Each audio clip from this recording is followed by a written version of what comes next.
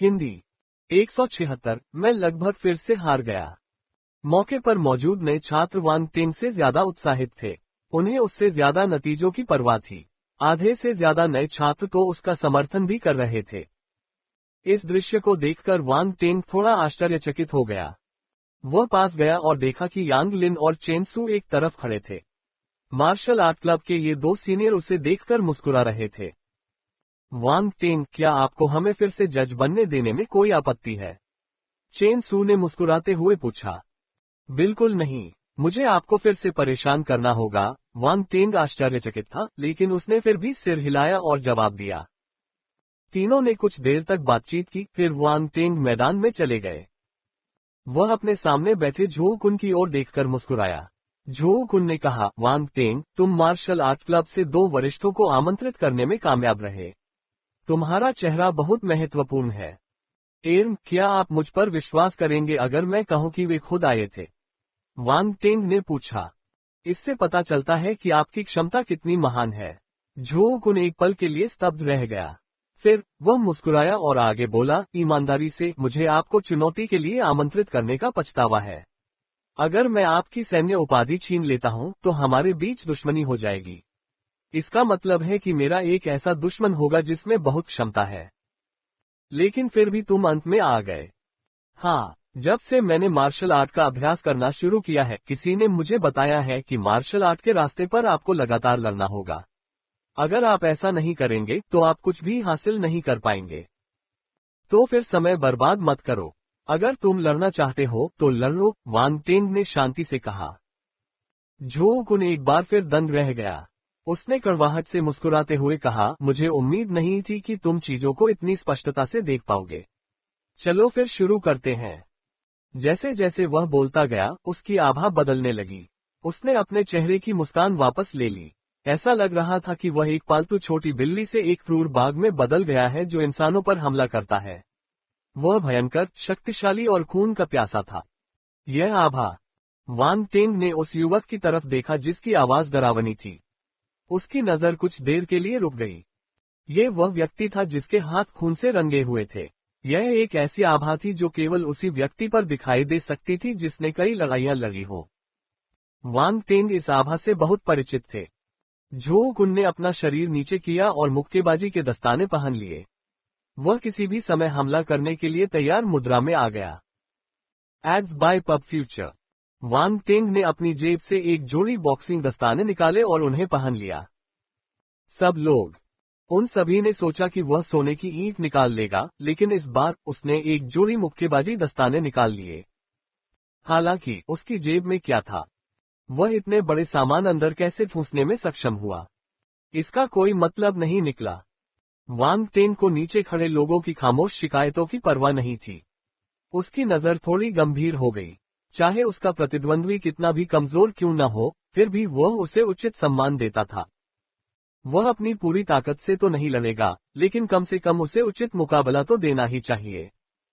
लड़ाई शुरू होने के कगार पर थी। झो कुन ने आंखें सिकोड़ ली जब उसने देखा कि वांग टेंग मुक्केबाजी के दस्ताने निकाल रहा है।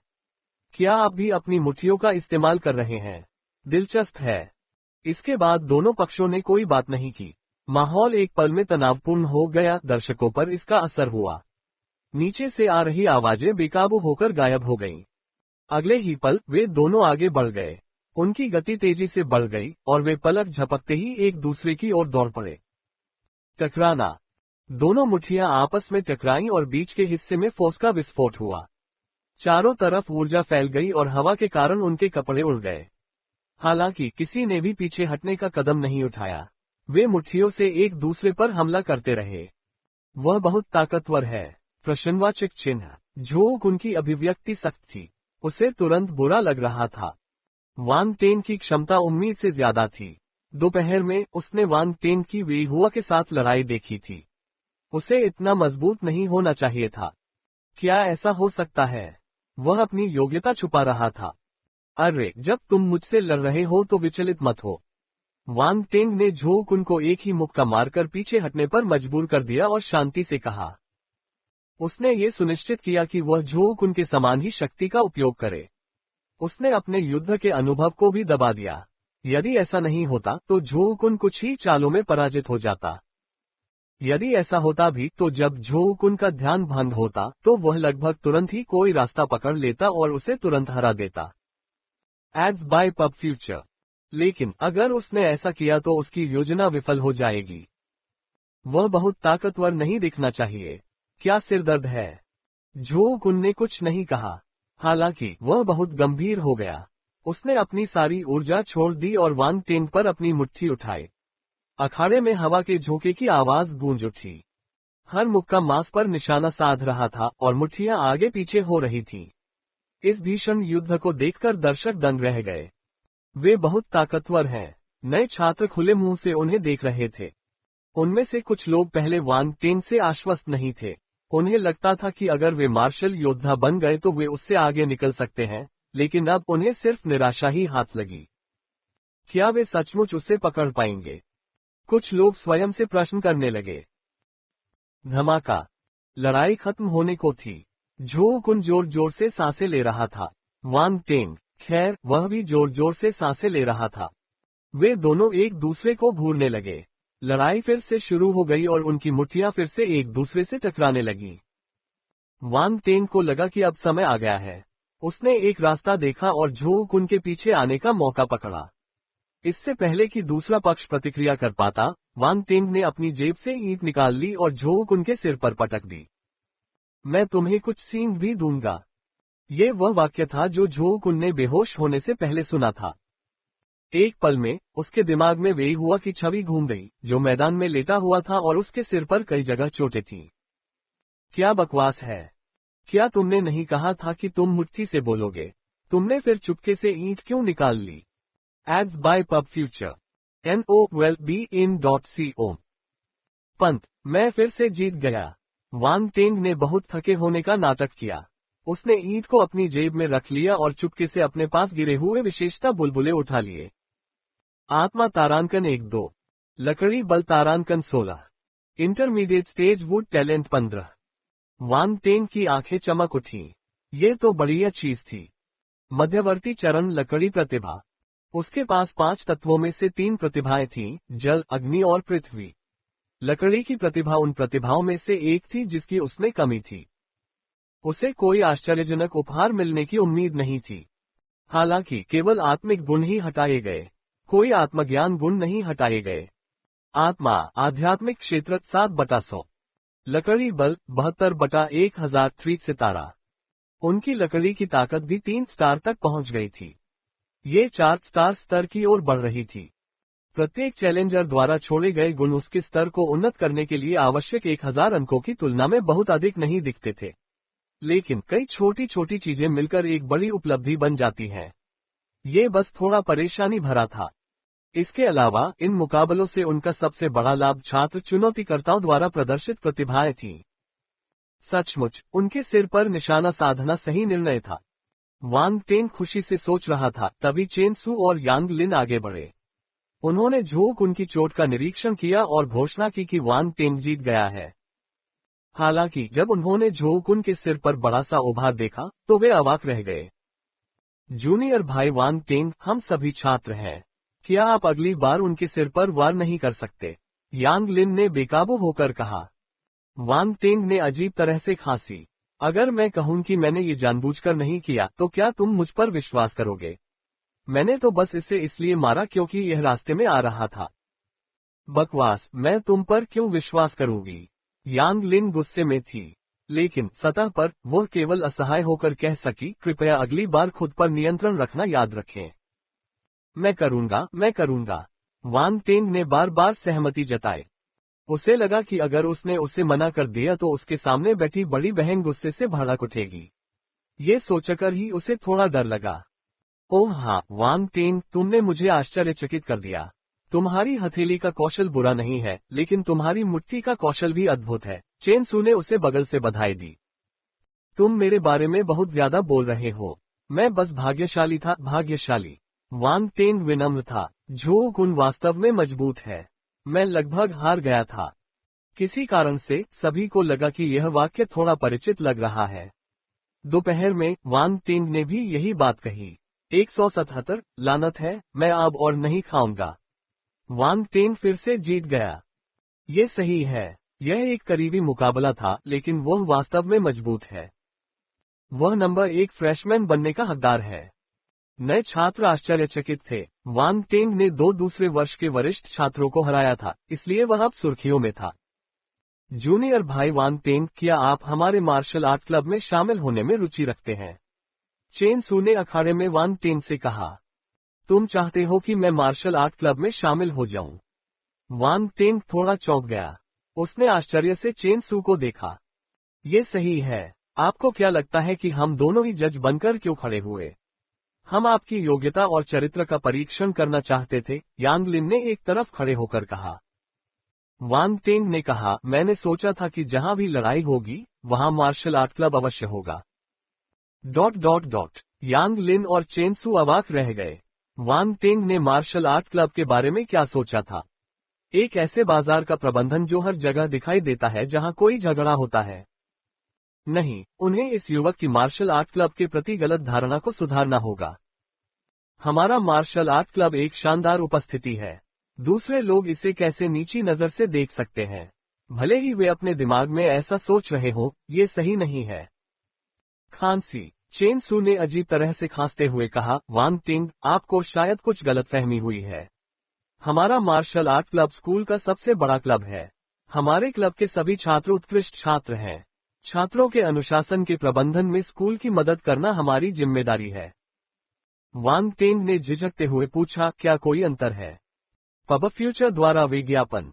चेन सू और यांग लिन को लगा कि उनके सिर में दर्द हो रहा है। उनके माथे की नसें लगभग बाहर निकल आई हैं। यांग लिन ने अपनी भावनाओं को शांत करने के लिए एक गहरी सांस ली और कहा, मार्शल आर्ट क्लब की जिम्मेदारी लड़ाई के क्रम को बनाए रखना और जबरन भागीदारी या अनुचित कार्यों को रोकना है। हालांकि ये हमारी एकमात्र जिम्मेदारी और शक्ति नहीं है। हमारा मार्शल आर्ट क्लब हुआंगहाई मिलिट्री अकादमी का सबसे बड़ा क्लब है। अंदर कई शक्तिशाली लोग हैं। स्कूल के कई प्रभावशाली पूर्व छात्र हमारे मार्शल आर्ट क्लब से आए हैं। हमारी उपस्थिति चीजों को नियंत्रण में रखने में मदद करती है। वांग टेंग गहरी सोच में डूबा हुआ था। ऐसा लग रहा था कि मार्शल आर्ट क्लब कोई साधारण क्लब नहीं था। आखिरकार उसे मार्शल आर्ट क्लब के बारे में एक अलग समझ होने लगी। ये देखकर कि वो समझ गया है, चेन सू मुस्कुराए और बोली, हम दोनों इस साल नए लोगों के प्रवेश के प्रभारी हैं। हम पहले तुम्हें देखने आए हैं। अगर आप सहमत हैं तो हम आपकी जानकारी क्लब के अध्यक्ष और उपाध्यक्षों को भेज देंगे। वे ही अंतिम निर्णय लेंगे। हालांकि इसमें कोई समस्या नहीं होनी चाहिए, यांग लिन ने कहा। अगर मैं मार्शल आर्ट क्लब में शामिल हो जाऊं तो मुझे क्या करना होगा? मुझे क्या लाभ मिलेंगे? वांग टेंग ने आश्चर्य से पूछा। आपका काम शिक्षकों को छात्र विवादों का ध्यान रखने या मार्शल आर्ट लड़ाइयों पर नजर रखने में मदद करना होगा। जहां तक लाभ की बात है तो सभी तरह के लाभ हैं। मार्शल आर्ट क्लब में हर छात्र को हर महीने 5 स्कूल क्रेडिट मिल सकते हैं। 5 स्कूल क्रेडिट बाहर 50,000 RMB के बराबर हैं। यदि आप इसे संयम से उपयोग करते हैं तो यह आपकी दैनिक खेती की जरूरतों को पूरा कर सकता है। इसके अलावा कुछ छिपे हुए लाभ भी हैं। क्लब में कुछ 4 सितारा सैनिक स्तर के मार्शल योद्धा हैं। अगर आप कहते हैं कि आप मार्शल आर्ट क्लब के सदस्य हैं, तो कोई भी आपको धमकाने की हिम्मत नहीं करेगा। चेन सू ने सभी लाभों के बारे में बताया। वांग टेंग ने लगभग अपना निर्णय ले लिया था। मार्शल आर्ट क्लब में प्रवेश करने के बाद उसे कुछ परेशानियां हो सकती थीं, लेकिन इसके फायदे नुकसान से कहीं ज्यादा थे। NOWELLBEIN.CO मैं शामिल हो जाऊंगा। उसने बिना किसी हिचकिचाहट के तुरंत अपना जवाब दे दिया। बहुत बढ़िया। कुछ और नए छात्रों की जांच पूरी करने के बाद मैं आपकी सारी जानकारी एक साथ भेज दूंगा। मुझे विश्वास है कि परिणाम जल्द ही आ जाएगा, चेन सू ने मुस्कुराते हुए जवाब दिया। अब जल्दी नहीं है। वापस जाओ और आराम करो। हम यहाँ के मामलों का ध्यान रखेंगे। जब वांग टेंग मार्शल आर्ट क्लब में प्रवेश करने के लिए सहमत हो गया तो यांग लिन तुरंत अधिक मिलनसार हो गया। ठीक है। वांग टेंग ने सिर हिलाया और मैदान में चला गया। वह छात्रावास क्षेत्र की ओर जा रहा था। अरे, मैंने अभी क्या सुना? वांग टेंग को मार्शल आर्ट क्लब ने आमंत्रित किया है। मुझे बहुत ईर्ष्या हो रही है। मैंने सुना है कि मार्शल आर्ट क्लब हुआंगहाई मिलिट्री अकादमी में नंबर 1 क्लब है। क्लब का व्यवहार काफी उदार है। मैं भी इसमें शामिल होना चाहता हूँ। पब फ्यूचर द्वारा विज्ञापन। भूल जाओ, तुम्हारे जैसा कोई मार्शल आर्ट क्लब ज्वाइन कर रहा है। क्या तुम सच में ऐसा कर रहे हो? जब आसपास के छात्रों ने वांग टेन को जाते देखा तो वे शोर मचाने लगे। कई नए छात्र मार्शल आर्ट क्लब में शामिल होना चाहते थे, चाहे इसके लिए कुछ भी करना पड़े, लेकिन उन्हें इसमें शामिल होने का कोई रास्ता नहीं मिल रहा था। वे केवल मार्शल आर्ट क्लब द्वारा उन्हें खोजने और उनका परीक्षण करने का इंतजार कर सकते थे। यदि वे पास हो जाते तो उन्हें क्लब में आमंत्रित किया जाता। लेकिन वांग टेन को देखिए, उसने कुछ समय पहले ही विश्वविद्यालय में प्रवेश लिया था, फिर भी मार्शल आर्ट क्लब ने उसे पहले ही व्यक्तिगत रूप से खोज लिया था और उसे आमंत्रित कर लिया था। तुलना से लोग क्रोधित हो गए। वांग टेंग और हो पिंगलियांग अपने छात्रावास में वापस चले गए। रास्ते में हो पिंगलियांग और उसके दोस्तों ने बातचीत करना कभी बंद नहीं किया। भाई टेंग, आपने दूसरे साल के एक और सीनियर को हराया और मार्शल आर्ट क्लब में भी प्रवेश किया। अच्छी चीजें जोड़ों में आती हैं। आपको हमारे साथ अच्छा व्यवहार करना चाहिए, हमारे साथ अच्छा व्यवहार करना चाहिए। ये सही है, ये सही है। इस बार आपको हमारा इलाज करना होगा, सोंग शुहांग ने कहा। न केवल आपको हमारा इलाज करना होगा, बल्कि आपको कैफेटेरिया की दूसरी मंजिल पर हमारा इलाज करना होगा, बेली किनफेंग ने सहमति व्यक्त की। अरे, तुम बहुत दुष्ट हो, लेकिन मुझे ये पसंद है। लू शू ने अपना चश्मा ऊपर किया। प्रतिबिंब के कारण शीशे पर एक सफेद रोशनी चमक रही थी। उसकी आंखों में देखना मुश्किल था। बस, मुझे अभी अभी 200 स्कूल क्रेडिट मिले हैं और तुम पहले से ही मेरा पूरा फायदा उठाना चाहते हो। वांग टेंग अवाक रह गया। वे उत्साह से चिल्लाए, हाँ, अमीरों का फायदा उठाओ, सब कुछ छीन लो। वांग टेंग अपने शयनगृह में वापस आया और सीधे अपने बिस्तर पर चला गया। वह पैरों पर पैर रखकर बैठ गया और साधना करने लगा। उन्हें आज ही इंटरमीडिएट स्तर की वुड टैलेंट प्राप्त हुई थी, इसलिए वे प्रभाव देखना चाहते थे। पब फ्यूचर द्वारा विज्ञापन। उसने अपनी आंखें बंद की और अपने आसपास के वातावरण में लकड़ी के बल को ध्यान से महसूस किया। हरे कण तुरंत उसकी ओर बढ़े। ये कण जीवन शक्ति से भरे हुए थे और बेहद ऊर्जावान थे। कमरे में मौजूद पौधे भी इन कणों से प्रभावित हुए और ताजे और हरे हो गए। यहाँ तक कि नई कलियां भी बन गईं। यह अद्भुत था। प्रभाव बुरा नहीं है। दुर्भाग्य से मेरे पास लकड़ी के शास्त्र नहीं है, इसलिए अवशोषण दर बहुत कम है। प्रश्नवाचक चिन्ह। वांग टेंग ने अपनी आंखें खोली और अपना सिर हिलाया। उसे अचानक एक विचार आया। उसके शरीर में मौजूद लकड़ी की शक्ति बाहर निकलकर उसकी हथेली में एकत्रित हो गई और धीरे धीरे एक हरे रंग की गेंद में बदल गई। फिर वह पौधे के पास गया। अभी अभी जो कली निकली थी वह तेजी से बढ़ रही थी। जल्द ही वह एक नई शाखा में बदल गई। इस लकड़ी के बल के और भी उपयोग हैं। अगर मैं इसे किसी विशेष शास्त्र से मिला सकूं, तो मैं सामान्य पौधों के बजाय आध्यात्मिक जड़ी बूटियों के उत्पादन की गति बढ़ा सकता हूं। प्रश्नवाचक चिन्ह। वांग टेंग ने मन ही मन सोचा। ध्यान रहे, आध्यात्मिक जड़ी बूटियों की कीमत काफी अधिक थी, खासकर कुछ दुर्लभ आध्यात्मिक जड़ी बूटियों की। उन्हें पाना मुश्किल था। विशेष प्रभाव वाले कुछ आध्यात्मिक दान के लिए सभी प्रकार की कीमती आध्यात्मिक जड़ी बूटियों की आवश्यकता होती है। ये आध्यात्मिक दान दुर्लभ थी क्योंकि उन्हें बनाने के लिए आवश्यक आध्यात्मिक जड़ी बूटियां मिलना मुश्किल था। यदि वह इन आध्यात्मिक जड़ी बूटियों के विकास को गति दे सके। हे वांग टेंग के होठों का किनारा इस बारे में सोचते ही अनियंत्रित रूप से ऊपर उठ गया। ये सब पैसा था। अगले दिन दोपहर में सैन्य प्रशिक्षण के बाद वांग टेंग हो पिंगलियांग और उसके दोस्तों को कैफेटेरिया की दूसरी मंजिल पर ले आया। वह एक असली आदमी था। ये तो बस एक दावत थी। उसे किस बात का डर था? हालांकि जब वांग टेंग ने मेनू देखा तो वह लगभग जमीन पर गिर गया। यह क्या था? डकैती। ब्राउन सॉस में ब्रेज्ड पोर्क बॉल 2 क्रेडिट। ब्रेज्ड झींगा 3 क्रेडिट। ब्रेज्ड पोर्क रिब्स 3 अंक। लहसुन सॉस के साथ कटा हुआ सुअर का मांस 2 क्रेडिट। हर एक की कीमत कुछ क्रेडिट है। अगर आप मूल्य को बदल दें तो प्रत्येक डिश की कीमत कुछ हजार होगी। धिक्कार है, मैं वांग टेंग फिर से जीता। दूसरी मंजिल पर बर्तन बहुत महंगे थे। वांग टेंग तुरंत वहां से निकलना चाहता था, लेकिन हो पिंगलियांग और उसके दोस्त उसे पिल्ला जैसी नजरों से देख रहे थे। उसका हृदय बहुत कोमल था। चूंकि हम सहपाठी हैं तो चलो खाना खाते हैं। ये पहली और आखिरी बार होगा। भविष्य में मैं उनका इलाज दोबारा नहीं करूंगा, भले ही वे मुझे पीट पीट कर मार डालें। हो पिंगलियांग और उसके दोस्तों को अपनी सीमा का पता था, इसलिए उन्होंने 3 से 4 व्यंजन और एक उबले हुए चावल का ऑर्डर दिया। उबले हुए चावल को आध्यात्मिक चावल का उपयोग करके पकाया गया था। यदि आप इसे हर दिन खाते हैं तो यह एक मार्शल योद्धा की साधना को बहुत लाभ पहुंचाएगा। फिर भी इस भोजन की कीमत वांग टेन को 10 स्कूल क्रेडिट चुकानी पड़ी। बाहर इसकी कीमत 100,000 RMB थी। कुछ समय बाद कैफेटेरिया में फोर्स शेफ मास्टर्स ने व्यंजन बनाए और छात्रों को परोसे। वांग टेंग ने हो पिंगलियांग और उसके दोस्तों को खाना खाते हुए देखा। उसके होठों के किनारे फड़कने लगे। फिर वह जल्दी से उनके गिरोह में शामिल हो गया। आज मैं ही दावत दे रहा हूँ। मैं जो भी खाता हूँ वह मेरे लिए सार्थक है। इस प्रकार दूसरी मंजिल के कैफेटेरिया के एक कोने में ये चौंकाने वाला दृश्य सामने आया। दूसरी मंजिल पर कई वरिष्ठ लोग थे।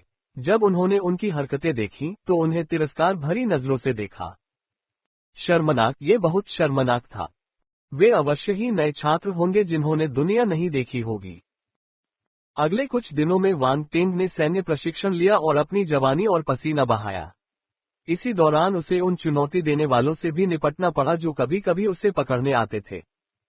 पब फ्यूचर द्वारा विज्ञापन। हालांकि वांग टेंग ने दूसरे वर्ष के 2 वरिष्ठों को हरा दिया था, फिर भी स्कूल में कई प्रतिभाशाली लोग छिपे हुए थे। उनमें से कई का मानना था कि वे वेई हुआ और झोंग उनसे अधिक शक्तिशाली थे। उन्हें लगा कि वे वांग टेंग की क्षमता को समझ गए हैं, इसलिए शुरुआत में वे सभी बहुत आश्वस्त थे। अंत में उन्हें एहसास हुआ कि उनके सपने तो बस आसमान के महल थे। हकीकत तो क्रूर थी। ये सब नकली था। वांग टेंग ने अपनी क्षमता के बारे में हर किसी की धारणा को बार बार ताज़ा किया। उन्होंने सभी चुनौतियों को स्वीकार किया और वे हमेशा बाल बाल जीत गए। अपने सैन्य प्रशिक्षण की 10वीं रात को वांग टेंग ने दूसरे वर्ष के एक अन्य वरिष्ठ को हराया और एक हॉर्न विरासत छोड़ी। वांग टेंग फिर से जीत गया। नए खिलाड़ी स्तब्ध थे। वह इतनी बार जीत चुका था कि यह बहुत स्वाभाविक बात हो गई थी। कुछ लोगों ने वांग टेंग को एक उपनाम दिया था, दुर्जय वांग। बेशक यह एक मजाक था। हालांकि इस उपनाम से कई लोग नाखुश थे। मार्शल योद्धाओं के लिए दुर्जय का एक महत्वपूर्ण अर्थ था। अब तक किसी ने यह दावा करने का साहस नहीं किया कि वे दुर्जय हैं। यहां तक कि सामान्य स्तर के मार्शल योद्धा भी ऐसा करने की हिम्मत नहीं कर सकते थे। उसे ऐसा दावा करने का चेहरा कहां से मिला? सौभाग्य से असली शक्तिशाली लोग सिर्फ मजाक के कारण वांग टेंग को नहीं ढूंढ पाएंगे। इसके अलावा वांग टेंग का यह एकमात्र उपनाम नहीं था। उनके अन्य उपनाम भी थे, जैसे bestow you with horns brick Wang, black hearted Wang आदि। जब ये उपनाम फैल गए तो चाहे ये लोग कितने भी दुखी क्यों न हो, वे वांग टेंग को उसके भयंकर वांग उपनाम के कारण परेशान नहीं कर सकते थे। दूसरी ओर वांग टेंग अपने दुर्जय वांग उपनाम से बहुत खुश था। उसे लगा कि यह उपनाम उसके लिए बहुत उपयुक्त है। दुर्जय वांग। पब फ्यूचर द्वारा विज्ञापन। बुरा नहीं, बुरा नहीं। एक दिन मैं दुर्जय हो जाऊंगा। बेशक इतनी सारी संकीर्ण जीत के बाद आखिरकार सभी को एहसास हुआ कि कुछ तो गड़बड़ है। ये वांग टेंग भीड़ की खाल में भेड़िया था। एक प्रथम वर्ष का छात्र जिसने लगभग सभी द्वितीय वर्ष के छात्रों को हरा दिया। यदि वह भीड़ की खाल में भेड़िया न होता तो कौन इस पर विश्वास करता? वेई हुआ और झोकुन, जिन 2 लोगों ने वांग टेंग को चुनौती दी थी, वे खुद को जोर से हंसने से रोक नहीं पाए। यह आदमी बहुत ही षड्यंत्रकारी था। उसका दिल इतना काला था कि वह बिल्कुल भी नया नहीं लग रहा था। इस समय वांग टेंग ने अपनी छाती पकड़ ली और अपने पैरों के पास लेटे हुए पीले चेहरे वाले युवक को देखा। उसने खुद से कहा, ये सीनियर बहुत ताकतवर है। अरे नाटक करना बंद करो। सबको पता है कि तुम नाटक कर रहे हो। नाटक करना बेकार है। यांग लिन और चेन सू अवाक रह गए। वांग टेंग की अभिव्यक्ति क्रोध से भरी थी। वे उसे बुरी तरह से मारना चाहते थे। तुम मुझ पर विश्वास क्यों नहीं करते? मैंने अपनी पूरी कोशिश की और लगभग हार ही गया था। वांग टेंग ने नाटक किया कि उसे चोट लगी है। बकवास, चलो चलते हैं। मैं इस आदमी को अब और नहीं देखना चाहता। यांग लिन ने चेन सू को खींच लिया और जल्दी से घटनास्थल से भाग गया। आह, बेहतरीन लोगों को हमेशा गलत समझा जाता है। मेरी जिंदगी कितनी अकेली है। वांग टेंग अखाड़े के किनारे चला गया और धीरे से विलाप करने लगा। नीचे दिए गए लोग। बेशर्म। उन्होंने कभी भी उसके जैसा बेशर्म व्यक्ति नहीं देखा था। सबको पता था कि वह अभिनय कर रहा है, लेकिन जब हर लड़ाई के बाद वान टेंग अधमरा दिखाई देता तो लोग एक बार फिर भ्रमित होने लगते। क्या सच है और क्या झूठ? लोग सोचने लगे कि क्या वाकई यही उसकी असली कहानी है। इसलिए लोग उससे डरने लगे। उनमें आत्मविश्वास नहीं था, इसलिए वे उसे आसानी से चुनौती देने की हिम्मत नहीं जुटा पाते थे। वान टेंग को 3 दिन तक शांति मिली। जब उसे लगा कि अब कोई उसे चुनौती नहीं देगा, तो उसके सामने एक आश्चर्यजनक नाम आया। हालांकि ये नाम अपेक्षित था। पब फ्यूचर द्वारा विज्ञापन चुनौती पत्र झुओ ताई। ये झुओ ताई का एक चुनौती पत्र था। वान टेंग ने झुओ ताई का नाम उसी समय सुना था जब वह विश्वविद्यालय में दाखिल हुआ था। वह कमरा नंबर 1 में रहता था, जो झुओ ताई का छात्रावास हुआ करता था। वान टेंग ने उनका पद संभाल लिया था, इसलिए उनके बीच द्वेष पैदा हो गया। पहले तो उसने सोचा कि झुओ ताई उसे चुनौती देने वाला पहला व्यक्ति होगा। उसे उम्मीद नहीं थी कि वह अब तक चुप रहेगा।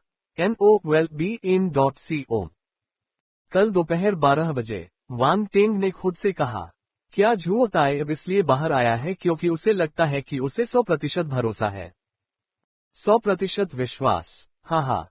तीसरे खंड के कमरा नंबर 1 में भयानक हंसी गूंज उठी। वान टेंग ने पिछले कुछ दिनों में 10 से ज्यादा चुनौती देने वालों को हराया था। उनमें से कई दूसरे साल के प्रतिष्ठित छात्र थे। स्वाभाविक रूप से उनकी प्रतिभा कमजोर नहीं थी, इसलिए उसने उनसे बहुत सारे विशेषता बुलबुले प्राप्त किए। उसके 5 बल तत्व बढ़ गए थे। वान टेंग की क्षमता लगातार 4 सितारा सैनिक स्तर के मार्शल योद्धा की दिशा में बढ़ रही थी। इसके अलावा उनकी आत्मा और ज्ञान के गुण भी काफी बढ़ गए थे। आत्मज्ञान आध्यात्मिक क्षेत्र 28/100, आत्मा आध्यात्मिक क्षेत्र 17/100। वान टेंग को लगा कि ये सभी चुनौती देने वाले अच्छे लोग हैं। उन्होंने उसे हर तरह के गुण बुलबुले दिए और जितनी मदद कर सकते थे कि यदि संभव हो तो कृपया अधिक चुनौती देने वालों को आने दीजिए। उसी समय कुछ दूसरे वर्ष के छात्र तीसरे खंड के कमरा नंबर 2 में एकत्र हुए थे। उनके सामने टेलीविजन स्क्रीन पर पिछले कुछ दिनों में वान टेंग द्वारा लड़ी गई लड़ाइयों का प्रसारण चल रहा था। किसी ने वान टेंग की लड़ाई को रिकॉर्ड कर लिया था, इसलिए ये छात्र अब उसका अध्ययन कर रहे थे। जब उन्होंने सारे वीडियो देख लिए तो उनके चेहरे पर गंभीरता आ गई और वे चुप हो गए। कुछ देर बाद एक युवक ने अचानक कहा, वास्तव में उसमें कुछ योग्यता है। कोई आश्चर्य नहीं कि वह आप जैसे दूसरे वर्ष के इतने सारे छात्रों को हरा सकता है। झुओ ताई, ऐसी व्यंग्यात्मक टिप्पणी मत करो। ये लड़का थोड़ा अजीब है। उसकी योग्यता निश्चित रूप से वैसी नहीं है जैसा उसने दावा किया है। अन्य छात्रों के चेहरे पर बदसूरत भाव थे। चाहे वह कितना भी शक्तिशाली क्यों न हो, वह निश्चित रूप से एक स्टार सैनिक स्तर का मार्शल योद्धा है। मैं उसे हरा सकता हूँ। झुओ ताई के होठों के कोने पर एक मुस्कान दिखाई दी। क्या तुम वाकई आश्वस्त हो? अगर तुम हार गए तो दूसरे साल का कोई भी छात्र उसे हरा नहीं पाएगा। उस समय हम बहुत शर्मिंदा होंगे, एक युवक ने कहा। रुको और देखो। झुओ ताई ने ज्यादा कुछ नहीं कहा। उसका चेहरा शांत था और वह बहुत आश्वस्त था। अध्याय 179 वर्ष 2 का समापन। झुओ ताई कौन थे? झुओ ताई दूसरे वर्ष के छात्रों के बीच प्रसिद्ध थे। पिछले वर्ष जब उन्होंने प्रथम वर्ष के छात्र के रूप में विश्वविद्यालय में प्रवेश लिया तो वे 3 महीने की छोटी सी अवधि में ही एक मार्शल शिष्य से मार्शल योद्धा बन गए। पिछले वर्ष वह एक ही छलांग में नंबर 1 फ्रेशमैन बन गए। उसके बाद बहुत से लोगों ने उनका अनुसरण किया। स्वाभाविक रूप से वे उनसे नीचे रहने को तैयार नहीं थे। यदि वे आश्वस्त नहीं हुए तो क्या हुआ? लड़ो। एक के बाद एक चुनौतियां आती रहीं। फिर भी झुओ ताई अपराजित रहे। उनकी स्थिति कुछ हद तक वान टेंग जैसी ही थी। पूरे पहले साल झुओ ताई अपने समूह में शीर्ष पर रहे। वे इस साल के दूसरे साल के छात्रों के नेता थे। अगर कोई दुर्घटना नहीं हुई तो संभवतः वे तीसरे और चौथे साल में अपनी स्थिति बनाए रखेंगे, स्नातक होने तक। उस समय झुओ ताई निस्संदेह अपने बैच में नंबर 1 होगा। यदि वह हुआंगहाई सैन्य अकादमी से इस पहचान के साथ स्नातक होता और युद्ध के मैदान में प्रवेश करता या महत्वपूर्ण विभागों में एक निश्चित महत्वपूर्ण पद प्राप्त करता तो उसका भविष्य असीम था। इस प्रकार वह इस महत्वपूर्ण अवधि के दौरान कोई भी गलती नहीं होने देंगे। हालांकि किसी को भी उम्मीद नहीं थी कि नए छात्रों के इस बैच में अंतिम अज्ञात खिलाड़ी वान टेंग उभर कर सामने आएगा। सबसे पहले उन्होंने स्कूल के पहले दिन ही उसे अपने 3rd सेक्शन रूम नंबर 1 से बाहर निकाल दिया। इससे उससे पहले से ही यह एहसास हो गया था कि वह अपनी नौकरी खोने जा रहा है। फिर वान टेन ने 10 से अधिक द्वितीय वर्ष के छात्रों को हराया। उनमें कई उत्कृष्ट छात्र थे। हालांकि ये लोग भी उससे हार गए थे, लेकिन समय बदल चुका था। वान टेन सिर्फ प्रथम वर्ष का छात्र था, लेकिन उसने वह हासिल कर लिया जो उसने विश्वविद्यालय में प्रवेश लेने के आधे साल बाद ही पूरा किया था। इस तुलना के कारण उसका मूल्य गिर गया। एक नया छात्र भी उससे अधिक शक्तिशाली था। वह अपने बैच में नंबर 1 कैसे रह सकता था? उन्होंने महसूस किया कि उनके प्रशिक्षकों और अध्यक्ष के दिलों में वान टेन का स्थान उनसे ऊंचा था। हालांकि ज़ुओ ताई इतनी आसानी से हार नहीं मानेंगे। वह सभी को ये साबित करना चाहते थे कि वह नए खिलाड़ियों में नंबर 1 वान टेन को हराने में सक्षम है। प्रथम वर्ष के छात्रों के नंबर 1 और द्वितीय वर्ष के नंबर 1 के बीच टक्कर। खबर जंगल में आग की तरह फैल गई। इस मामले को लेकर हो हल्ला मचा हुआ था। कैफेटेरिया में, रास्तों पर, हर कोई इस मामले पर बात कर रहा था। इसने पूरे स्कूल को बवंडर की तरह प्रभावित कर दिया। मार्शल आर्ट क्लब में, मार्शल आर्ट क्लब ने एक पूरी इमारत ले ली थी। अंदर कई सुविधाएं थीं, जैसे प्रशिक्षण मैदान, कार्यालय क्षेत्र, आराम करने की जगह और कई अन्य। यहाँ सब कुछ मार्शल आर्ट क्लब का था। इमारत में 5 मंजिलें थीं। इस समय सबसे ऊपरी मंजिल पर एक बैठक कक्ष में कुछ युवा आकृतियां एकत्रित थीं। बूढ़े ज्वांग, जब कुछ भी नहीं है तो आपने हमें एक साथ क्यों इकट्ठा किया? एक रूखे से दिखने वाले युवक ने लापरवाही से पूछा। पब फ्यूचर द्वारा विज्ञापन। ठीक है, अगर तुम फ्री हो तो क्यों नहीं जाकर कुछ मिशन पूरे कर लेती? एक और खूबसूरत युवती ने, जिसकी निगाहों में थोड़ी सी क्रूरता थी, अपना मुंह खोला। चश्मा पहने एक सभ्य दिखने वाले युवक ने मामले को सुलझाने की कोशिश की। ठीक है, तुम दोनों बात करना बंद करो। चूंकि बूढ़े ज्वांग ने हमें बुलाया है, इसलिए उसे कुछ बात करनी होगी। टस्क, उस आदमी को बूढ़े ज्वांग के पीछे पीछे चलना और उसकी चाटुकारिता करना पसंद है। कठोर दिखने वाले चेंग वू ने तिरस्कार से मुंह बनाया। पफट। कमरे में मौजूद लोगों ने अपनी हंसी रोकने की बहुत कोशिश की, लेकिन कुछ लोग इसमें असफल रहे और जोर से हंस पड़े। चश्मा पहने हुए युवक फैन बोवेन ने तुरंत भौहें सिकोड़ ली। उसका चेहरा बदसूरत था। हालांकि वह जानता था कि चेंग वू एक गैंगस्टर था और उसका मुंह बड़ा था, फिर भी जब उसने उसकी बातें सुनी तो उसके दिल में गुस्से की ज्वाला भड़क उठी। ये कमीना बहुत परेशान करने वाला था। मेजबान की सीट पर बैठा युवक आंखें बंद करके आराम कर रहा था। उसने धीरे से अपनी आंखें खोली और शांति से चेंग वू की ओर देखा। चेंग वू ने बेकाबू होकर अपनी गर्दन सिकोड़ ली। चेंग वू, अगर तुमने अपना मुंह बंद नहीं किया तो मैं तुम्हें अच्छे प्रशिक्षण सत्र के लिए वास्तविक युद्ध कक्ष में ले जाऊंगा। NOWELLBJAN.CO।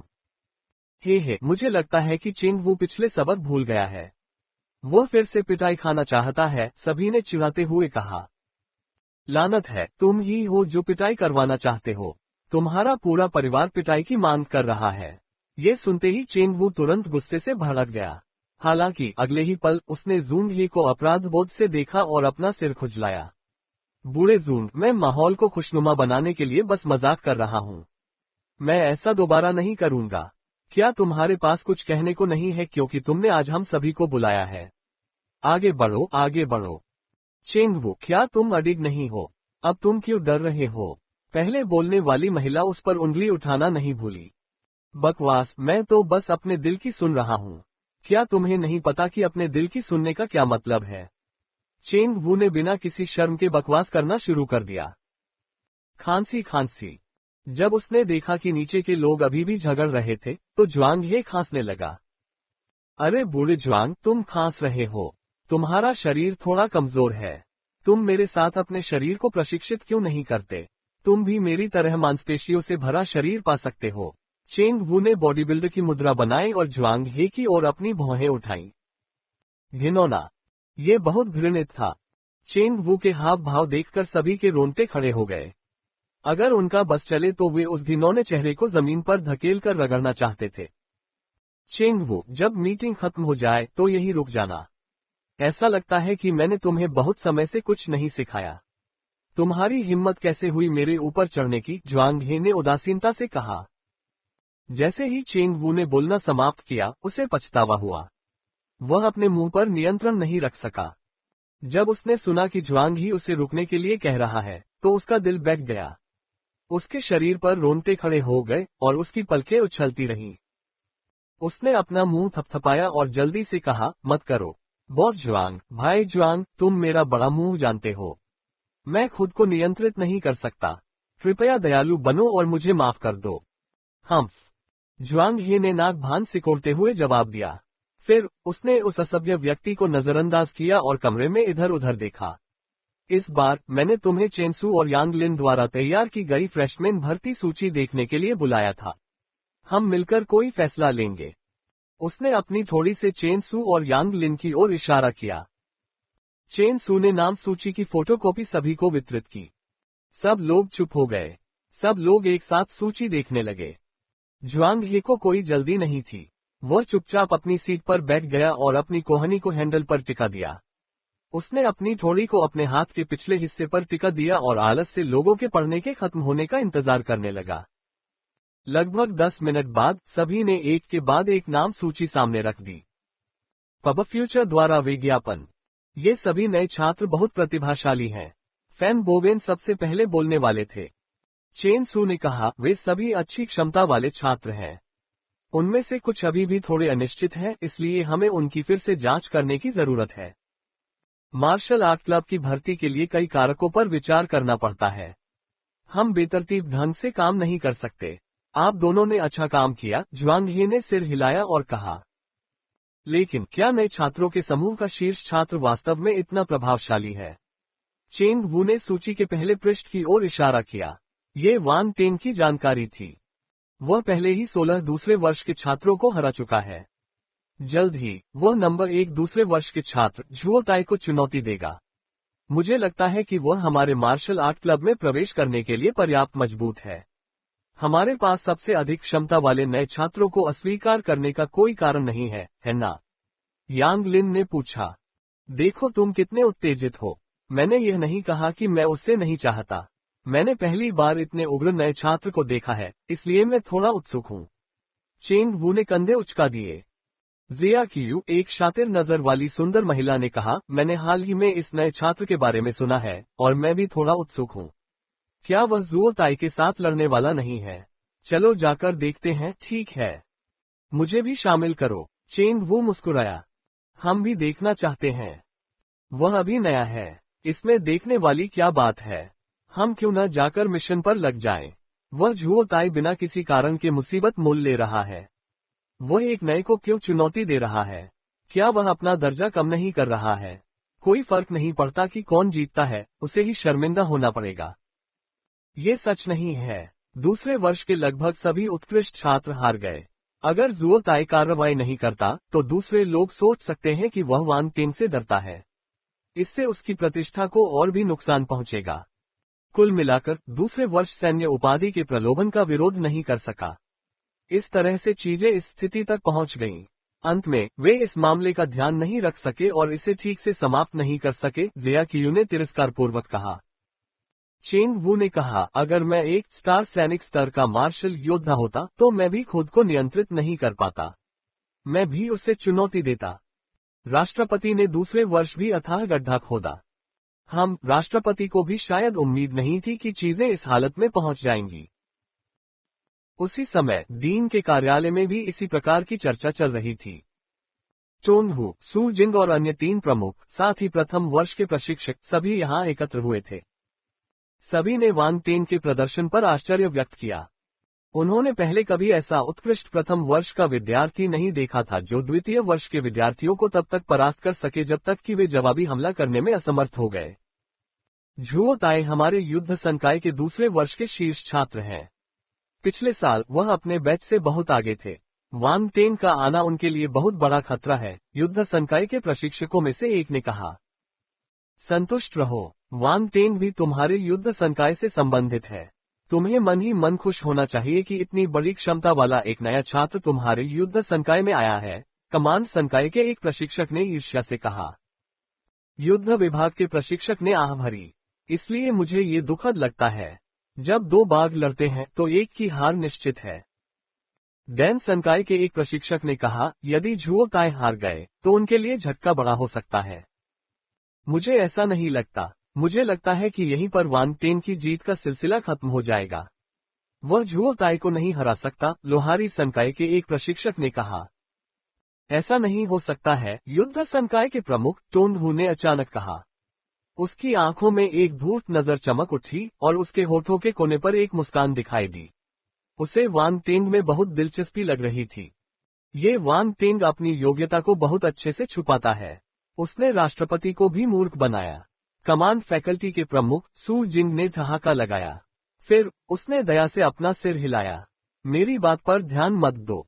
इतनी अच्छी क्षमता वाला कोई व्यक्ति मेरे कमांड फैकल्टी में आना चाहिए। देखो उसने कितने लोगों को मूर्ख बनाया। इससे पता चलता है कि वह बुद्धि और ज्ञान से भरा हुआ है।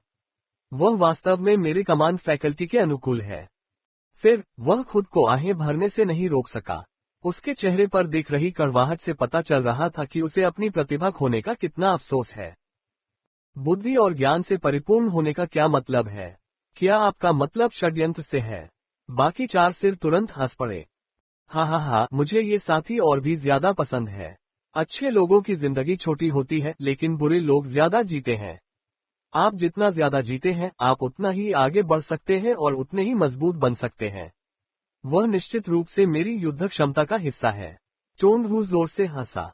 उसकी हंसी बहरा कर देने वाली थी और वह बहुत गर्वित लग रहा था। पब फ्यूचर द्वारा विज्ञापन।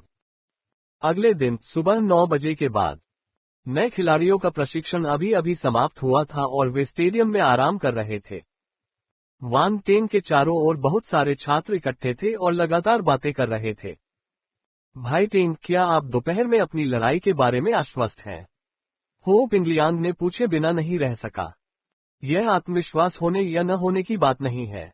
मैंने दूसरे वर्ष के अधिकांश लोगों को हराया। अगर मैं उनकी आखिरी उम्मीद को नहीं हरा पाया तो वे मुझे जाने नहीं देंगे, वान टेंग ने गर्व से कहा। तुम सही हो पिंगलियांग को एहसास हुआ कि वह नहीं जानता कि उसे क्या जवाब देना है। कई लोगों ने कहा कि झुओ ताई बहुत शक्तिशाली है। मार्शल योद्धा बनने के बाद से उसे कभी हार का सामना नहीं करना पड़ा। भाई टेंग, यह आपके लिए एक कठिन लड़ाई हो सकती है, लू शू ने कहा। मैं उसके साथ लड़ाई के बाद ही इस बारे में पता लगा पाऊंगा। अभी इस बारे में सोचने का कोई फायदा नहीं है। जब पुल आएगा तब हम उसे पार कर लेंगे। वान टेंग घास पर लेट गया और आसमान की ओर देखने लगा। वह थोड़ा असहाय था। उसे लगा कि जब से उसने हुआंगहाई मिलिट्री अकादमी में प्रवेश लिया है, तब से उसे हमेशा नाक से दबाया जाता रहा है। बस इसके बारे में सोचना ही निराशाजनक था। क्या वे वाकई मुझे कमजोर समझते हैं? मुझे परवाह नहीं कि तुम राष्ट्रपति हो या नहीं। अगर तुम मुझे भड़काओगे तो मैं तुम्हारी बनाई मेज पलट दूंगा। प्रश्नवाचक चिन्ह। वान टेंग ने गुस्से से सोचा। ये सब इसलिए हो रहा था क्योंकि राष्ट्रपति पेंग युवानशान ने उसके लिए एक गड्ढा खोदा था। उसे नहीं पता था कि राष्ट्रपति का इरादा क्या था, लेकिन वह बहुत दुखी था। समय बीतता गया और जल्द ही दोपहर के 12 बज गए। स्टेडियम खचाखच भरा हुआ था। इस बार तो और भी ज्यादा दर्शक आए थे। झुओ ताई एक प्रसिद्ध व्यक्ति था और बहुत से लोगों को उससे बहुत उम्मीदें थीं। जहां तक वान टेंग की बात है, वह एक होनहार युवक था और आश्चर्यजनक भी था। इन दोनों के बीच की लड़ाई निश्चित रूप से सभी का ध्यान आकर्षित करेगी। यहाँ सिर्फ दूसरे वर्ष के छात्र ही नहीं थे, बल्कि तीसरे और चौथे वर्ष के कई वरिष्ठ छात्र भी थे। चेंग वू, जिया कियू और मार्शल आर्ट क्लब के कई लोग स्टेडियम में आए। उन्होंने दर्शक स्टैंड के एक कोने पर कब्जा कर लिया। ऊपर से वे मैदान में स्थिति को स्पष्ट रूप से देख पा रहे थे। कुछ प्रशिक्षक भी इस लड़ाई में रुचि रखते थे। वे स्टेडियम में थे। ये युद्ध संकाय से श्री लियू हैं। वे आए हैं। ये कमांड संकाय से श्री चेन और स्मिथरी संकाय से श्री लिन है। क्या ये झुओ ताई के प्रशिक्षक हैं? कौन सा? वह सफेद कपड़ों में जो 40 साल का लग रहा है। मुझे लगता है कि वह झुओ ताई का प्रशिक्षक है। मैंने सुना है कि उसने झुओ ताई को उसके पहले साल से ही तैयार करने में बहुत मेहनत की है। उसने झुओ ताई को अपने प्रशिक्षक करियर की सबसे बड़ी उपलब्धि माना है। जब वे बात कर रहे थे तो उन्होंने भीड़ के बाहर से एक अधेड़ उम्र के प्रशिक्षक की ओर देखा। उसके पीछे 3 अन्य प्रशिक्षक थे। ऐसा लग रहा था कि वे यहाँ परेशानी खड़ी करने आए थे। झुओ ताई के प्रशिक्षक यहाँ क्यों हैं? दर्शक दीर्घा में बैठे प्रथम वर्ष के प्रशिक्षकों में से एक ने भौहें सिकोड़ते हुए पूछा। ऐसा लगता है कि वह इस लड़ाई को लेकर बहुत चिंतित है। फिर भी एक प्रशिक्षक के रूप में छात्रों के बीच लड़ाई में हस्तक्षेप करना उनके लिए अनुचित है। चूंकि वह पहले से ही यहाँ है, इसलिए इस बारे में बात करने का कोई फायदा नहीं है। झुओ ताई पहले ही आ चुके हैं। वांग टेंग यहाँ क्यों नहीं है? भीड़ में अधीर आवाजें गूंज रही थी। शायद वह डर गया है। बकवास। अगर तुम्हें नहीं पता कि क्या बोलना है तो मत बोलो। वांग टेंग ने तुम्हारे दूसरे साल के लगभग सभी छात्रों को हरा दिया है। वह क्यों डरेगा? क्या अब सभी नए छात्र इतने घमंडी हो गए हैं? क्या मैं तुम्हें सिखाऊं कि सम्मान क्या होता है? क्या तुम्हें लगता है कि तुम सिर्फ इसलिए मुझसे आगे निकल सकते हो क्योंकि तुम्हारे पास वांग टेंग है? दूसरे वर्ष के एक छात्र ने गुस्से से भौहें सिकुड़ी। उसने उस नए छात्र को घूर कर देखा जो अभी बोल रहा था। मैं ये क्यों नहीं कह सकता? अगर तुम इतने शक्तिशाली हो तो जाकर वांग टेंग की तलाश करो। तुम हमारे जैसे मार्शल शिष्यों को क्यों निशाना बना रहे हो? नए छात्र को थोड़ा दोषी महसूस हुआ, लेकिन फिर भी उसने अपनी छाती उठाए और आगे बढ़ा। भले ही वह हार गया हो, उसे अपनी गरिमा नहीं खोनी चाहिए। कौन किससे डरता था? अध्याय 180, जीत और हार तथा जीवन और मृत्यु की लड़ाई। मुख्य पार्टी अभी तक नहीं आई थी, लेकिन प्रथम वर्ष और द्वितीय वर्ष के छात्र पहले से ही झगड़ रहे थे। तलवारें खींच गई थीं और लड़ाई आसन लग रही थी। सब चुप हो जाओ। क्या आप नहीं जानते कि अनुशासन क्या है? बगल में बैठे प्रशिक्षक इसे और बर्दाश्त नहीं कर सके और उन्हें डांटने लगे। दोनों पक्षों के छात्रों की सांसें एक साथ रुक गईं। दूसरे वर्ष के छात्रों ने नए छात्रों को घूरा और वापस जाने लगे।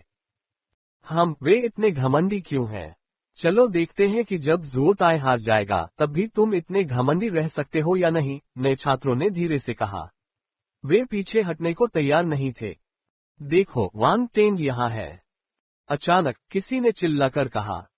सबने मुड़कर देखा तो वांग टेंग दूर से टहलता हुआ आ रहा था। उसे कोई जल्दी नहीं दिख रही थी। असल में बाकी लोग उसके लिए ज्यादा उत्सुक थे। आप इतनी देर से क्यों आए? हमारी झुओ ताई ने आपका बहुत इंतजार किया, कुछ दूसरे वर्ष की महिलाओं ने गुस्से में कहा।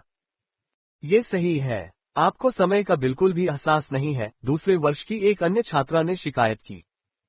झुओ ताई वास्तव में काफी लोकप्रिय थे। वांग टेंग थोड़ा अचंभित था। अरे, क्या अभी दोपहर के 12 नहीं बजे हैं? उसने अपनी कलाई घड़ी पर समय देखा और कहा, दोपहर होने में अभी 1 मिनट बाकी है। मैं जल्दी आ गया हूँ, तुम्हें पता है। पब फ्यूचर द्वारा विज्ञापन। आप महिलाओं को समझ में नहीं आया कि क्या कहें। वरिष्ठ बहनों, कृपया मेरा रास्ता मत रोको। आपकी आदर्श झुओ ताई अभी भी मेरा इंतजार कर रही है, वांग टेंग ने कहा। दूसरे वर्ष की लड़कियों को शर्मिंदगी महसूस हुई जब उनके विचारों को वांग टेंग ने देखा।